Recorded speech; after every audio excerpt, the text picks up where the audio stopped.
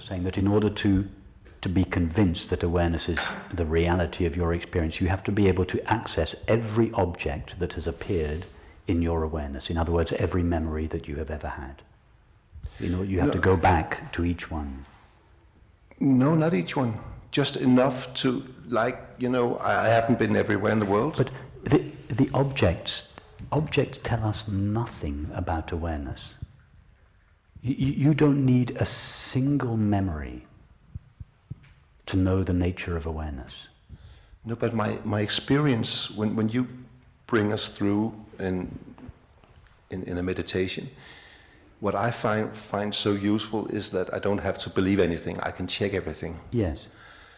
And that is good. What I want to do, to check out experientially that it's not just a memory of a birthday. No, I appreciate your experiential approach, but I'm just questioning why you feel you need to visit all these objects in order to ascertain the nature of consciousness. Objects tell us nothing about consciousness. Even visiting one object tells us nothing about consciousness, let alone visiting all the objects or experiences you have ever had. If you want to find out about consciousness, you have to give consciousness your attention. That's the only way to find out about it. But isn't consciousness representing itself to me as experiences? No. Consciousness is representing itself to you, that is, to itself. Awareness. As itself.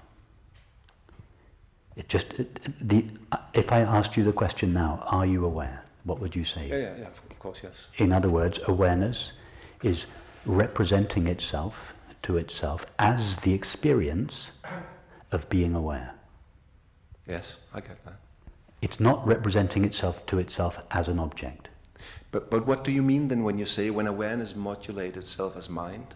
Well, that's how awareness takes the form of an apparent object. But awareness doesn't need the object in order to reflect its knowledge of itself back to itself. That's true.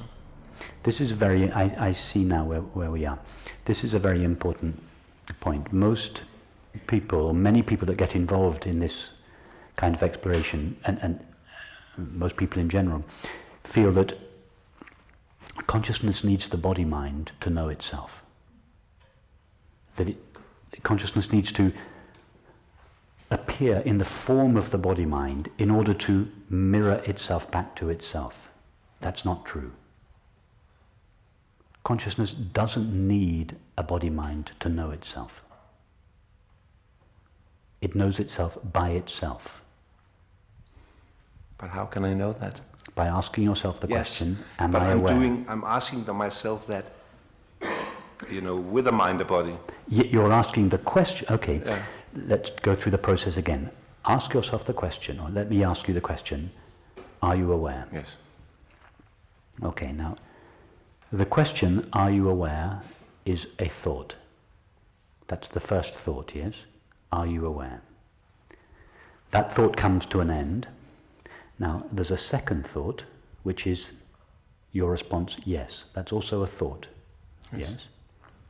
Now, before the end of the first thought, are you aware, we're still not sure that we are aware. The question hasn't come to an end yet. We're asking, am I aware? Pause. Yes. Somewhere between the end of the first thought and the beginning of the second thought, something takes place. Yes. Which is called the experience of being aware that I am aware. Yes. It takes place in between the end of the first thought and the beginning of the second thought. Now, in that in-between space, in that gap in between these two thoughts, in which the experience, I am aware, takes place, no thought is present, yes? Yeah. And therefore no time is present. So at the end of this thought, to go to the experience of being aware, we literally go out of time. We fall into eternity. It also feels like that. Yeah. Yes. Yeah. That is why deep sleep feels timeless. because it takes place between two dreams, means between two thoughts. Between two thoughts there is no mind, there is no time. It's truly timeless. So the mind says it is nothing, it wasn't there, because the mind can only see objects.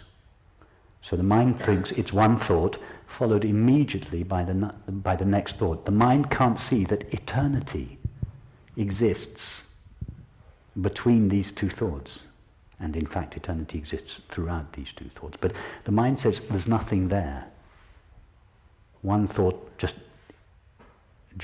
follows the other. But in between those two thoughts, am I aware? Pause.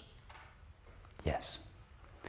In that pause, we go to the experience of being aware. Yes.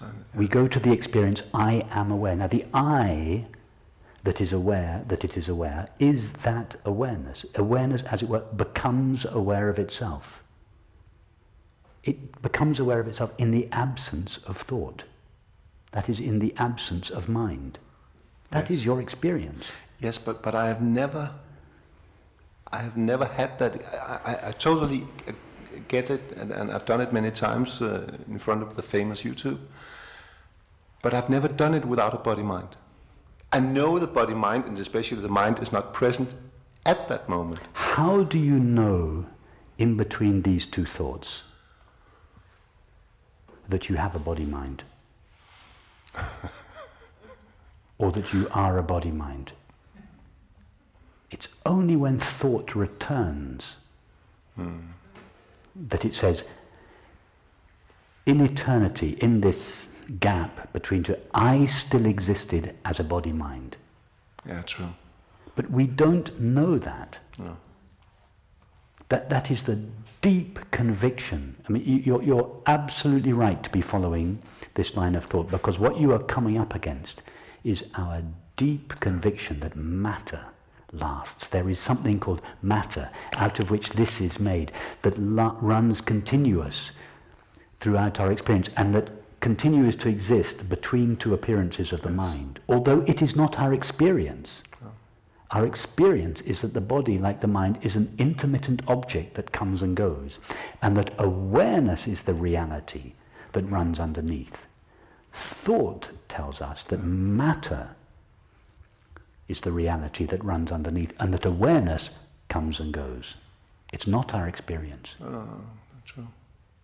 It felt very helpful to get away from the old matter conviction, to actually discover that all experiences are very close, even though they, in the conventional way, took place 20 or 30 years ago. They are still very, very close to awareness. It's actually quite possible. It takes a little time and effort, but it's very possible to get that. Also, feelings and sensations and smells. Let me just give you another thought for you to ponder on. We've done this experiment with thoughts. Now, do the same thing with a sensation. A sensation, you understand, is like a thought. It's an intermittent appearance. Likewise, a perception, a sight, a sound, a taste. They start and they stop. Yeah. So, what is there in between two sensations? When one sensation ends and the next sensation begins, what is there between the two? Just awareness. And between two perceptions? Same. Yeah. Yeah. You see, thought tells us it's the world that continues in between all these intermittent appearances. That thought is projecting the reality that truly belongs to consciousness onto the world. It's giving the world its own reality and overlooking itself. In fact, it's the other way around. In fact, they happen simultaneously. As it overlooks its own reality, it has to confer its own reality on something. Something else has to take it.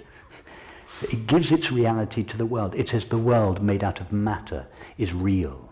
Matter continues, and I, awareness, am intermittent. It changes place with the world. Physicists have never found this stuff called matter. Psychiatrists have never found this stuff called mind. Why do you think that is? I mean, don't you think they would have found it by now? Are they going to suddenly discover it in 20 years' time? They're not going to discover it. It's not there. All that's there is infinite consciousness. A few physicists are beginning to say this. Yes. But you're on the right track. Keep exploring your experience in this way. Thank you.